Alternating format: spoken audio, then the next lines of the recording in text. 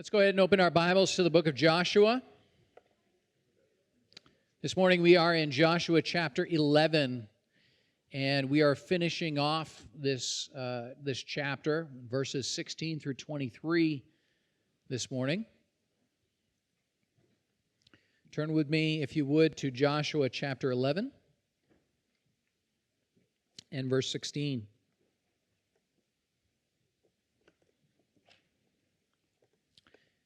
So Joshua took all that land, the hill country and all the Negeb, and all the land of Goshen, and the lowland and the Arabah, and the hill country of Israel and its lowland, from Mount Halak, which rises towards Seir, as far as Baal-Gad, in the valley of Lebanon, below Mount Hermon. And he captured all their kings and struck them and put them to death. Joshua made war a long time with all those kings. There was not a city that made peace with the people of Israel, except the Hivites, the inhabitants of Gibeon. They took them all in battle, for it was the Lord's doing to harden their hearts that they should come against Israel in battle, in order that they should be devoted to destruction and should receive no mercy but be destroyed, just as the Lord commanded Moses.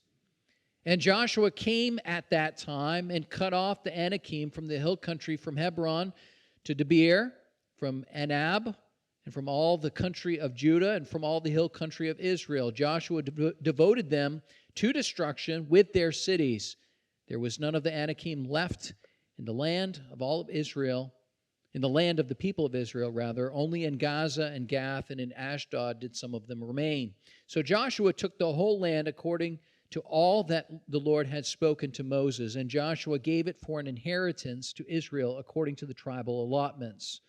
And the land had rest from war. You know, I'm a sucker for a story about an underdog. I love underdog stories. You know the kind of stories, the one where everyone counts them out. Right? The kind of story where the little guy has been ignored and marginalized, and right when you think you're about to lose hope that this person will ever experience any kind of victory in life, they come face to face with an opportunity, a moment to show the world that they have value and that they have significance and that they have worth. And right off the top of my head, a film called Rudy comes to mind. Has anybody seen this movie, Rudy? 1993. It's an oldie but a goodie. I hate to say that, too, because 93 is just not old, but it is now. But it's a great film. It's a biographical sports drama about a guy named Daniel Rudy Rudiger, a young man from a working-class family with a dream to play football for Notre Dame, despite lacking the size, the athleticism, or the academic credentials, facing constant rejection, financial struggles, and skepticism from family and coaches. Rudy's unwavering determination leads him to work tirelessly, earning a spot on the scout team. And through grit and heart, he overcomes all of the obstacles, including grueling practices and personal doubts. In the film's climax, Rudy's perseverance pays off when he gets to play in a game, sacking the opposing quarterback in front of a cheering crowd, proving that relentless effort can indeed defy the odds. However, the thing that's so amazing about Rudy was not the fact that he tackled the quarterback. It was his faithful endurance, his willingness to make sacrifices, his doubtless determination.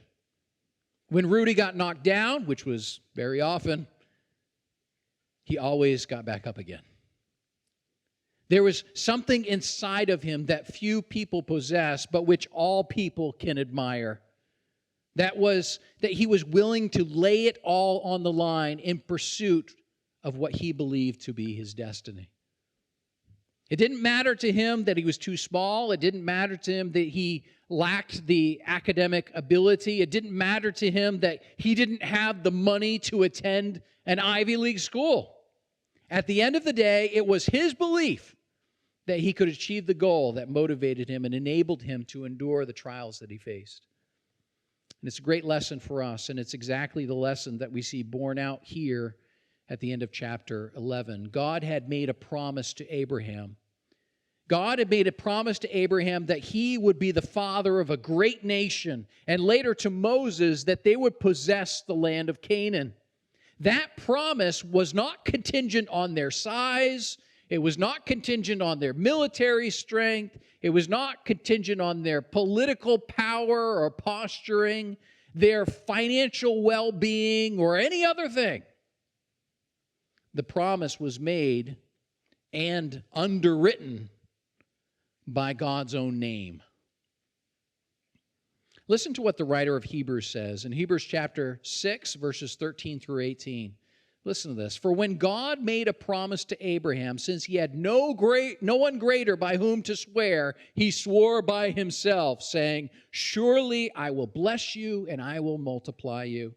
And thus Abraham, having patiently waited, obtained the promise.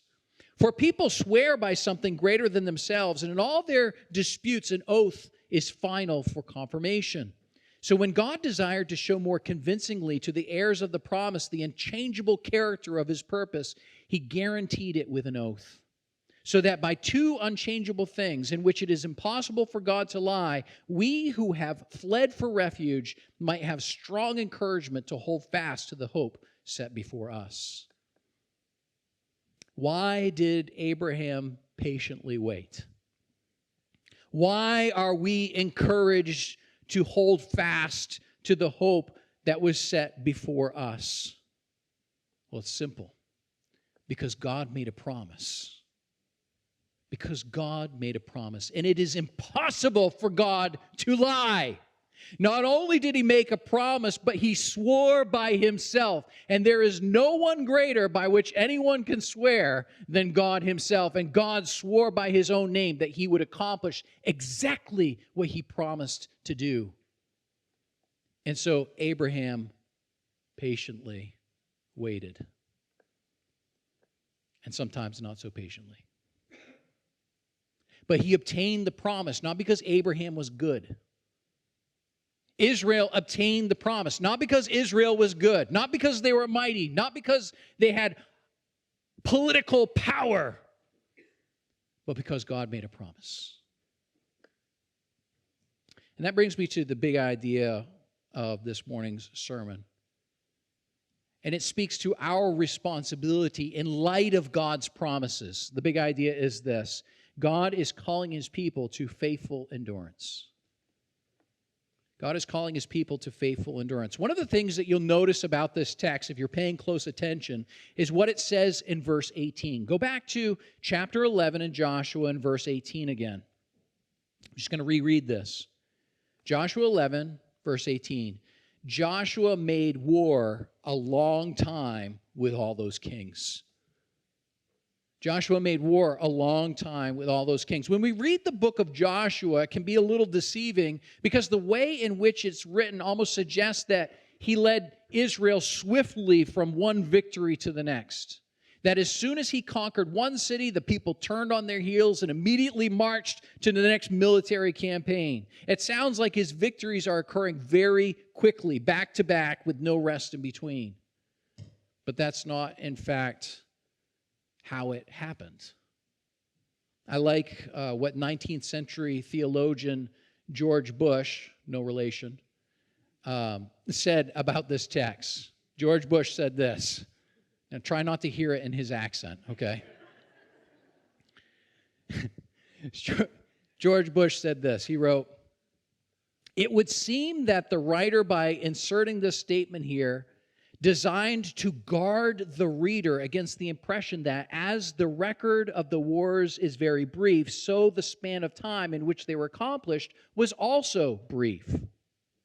Commentator Dale Ralph Davis goes on to write, quote, "We seldom realize how highly condensed the Bible is. So the unsuspecting reader may get the false impression, namely, that just because it takes place in less than 20 minutes to read chapters 10 and 11, it must not have taken very long for those events to have transpired. Hence, verse 18 serves as a mental corrector. This reality is, of course, also affirmed in God's promise to his people. Back in Exodus chapter 23, verses 29 and 30. Listen to what God says to his own people prior to them entering to the land. He says this, I will not drive them out from before you in 1 year, lest the land become desolate and the wild beasts multiply against you. Little by little, I will drive them out before you until you have increased and possessed the land. Do you hear what God is saying? It's not going to happen all at once. We're kind of the Burger King generation, though. It's like, I want it my way right away, right? We want it to happen now. We want things to happen immediately. If my internet lags for more than 3 seconds, I get irritated, right? We want instant access to whatever it is that we think that we're entitled to. And God says, no, that's not how things work. I'm going to do this little by little. You need to be patient. Like, patience. That's a naughty word for us. We don't like to be patient. But God says you need to be patient. So then, it is not only in the magnificent mountaintop experience of the enemy's defeat where we find the hand of God at work. It's also in the little by little. It's also in the little by little. The everyday trivialities and discrete moments of life that we find the hand of God at work. Faithful endurance speaks to the begrudging embrace of the unwelcome alarm clock screaming in our ear before the first rays of the sun touch the horizon. Faithful endurance speaks to the experience of oxygen being sucked out of your lungs as you open the front door on a below 20 degree morning day to go out and start your car to get ready for work. Faithful endurance speaks to the near omnipotent strength that you must summon to maintain your composure when your child looks you dead in the eye and defiantly tells you no.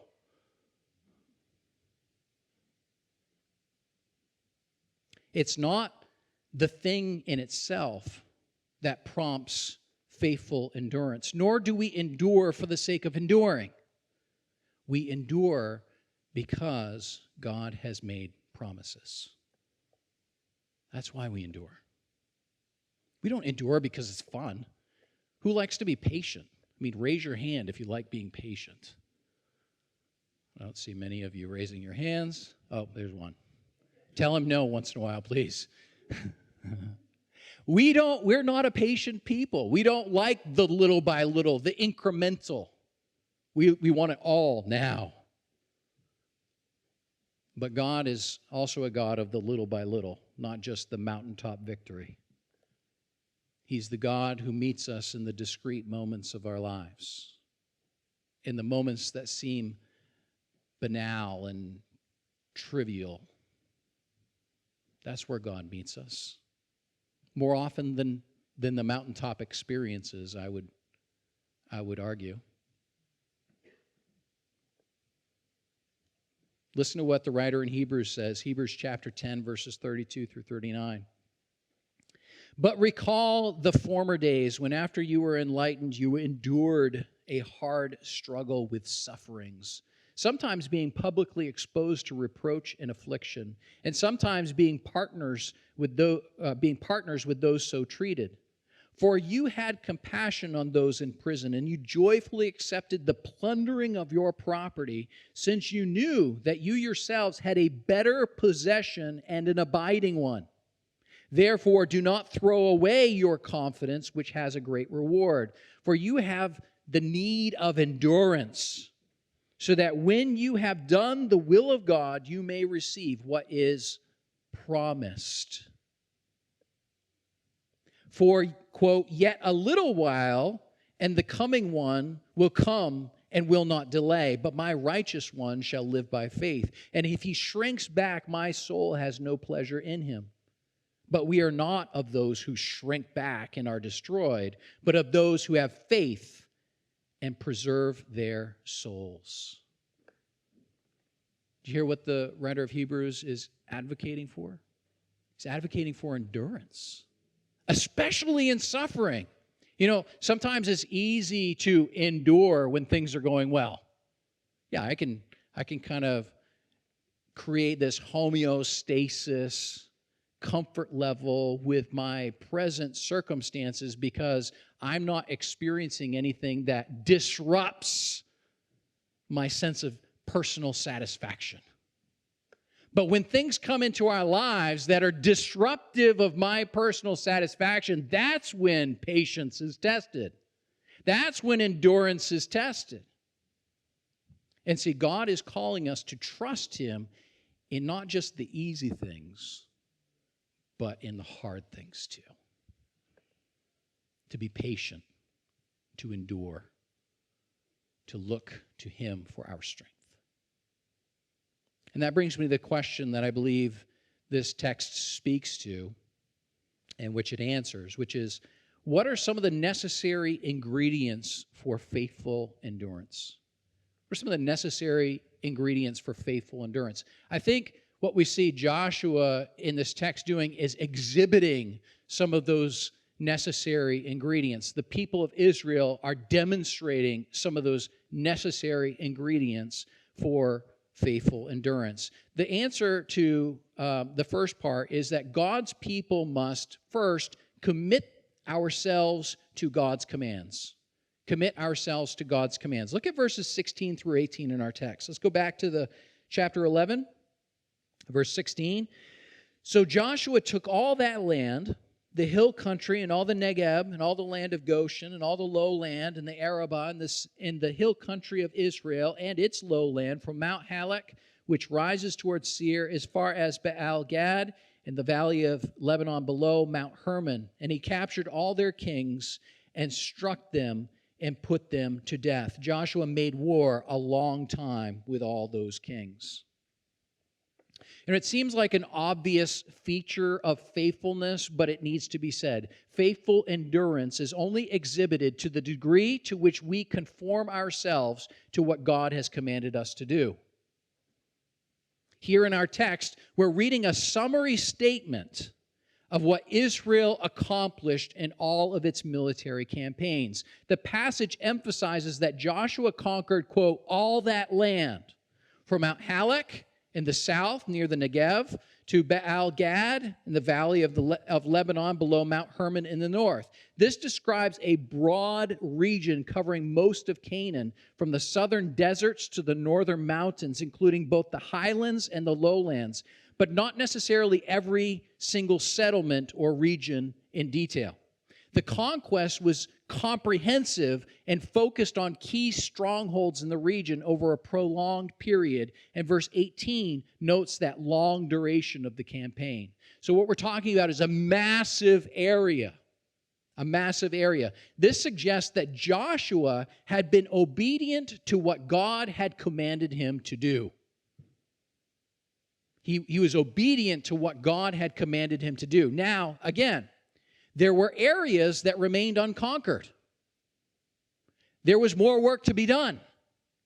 That said, what had occurred up to this point was consistent with what he was told to do. Now, let me just pose a hypothetical question here. Had Joshua not crossed over the Jordan River into Canaan, but instead went the opposite direction into another territory and labored there to destroy the tribes and to conquer that land, could it be said of him that he was faithfully enduring? No.